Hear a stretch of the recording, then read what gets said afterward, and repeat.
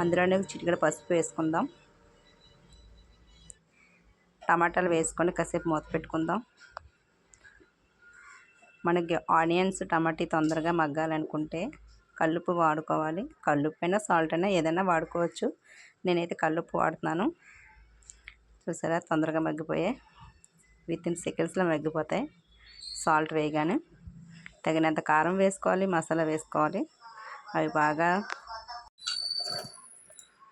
Salt కల్లుప్పు వాడేసుకున్నాం కాబట్టి మసాలా అది బాగా వేగిన తర్వాత చేపలు అందులో వేసుకుందాం. వేసుకొని కొంచెం అలా కారం వాసన పోయే వరకు ఉంచుకొని పులుపు వేసుకుందాం.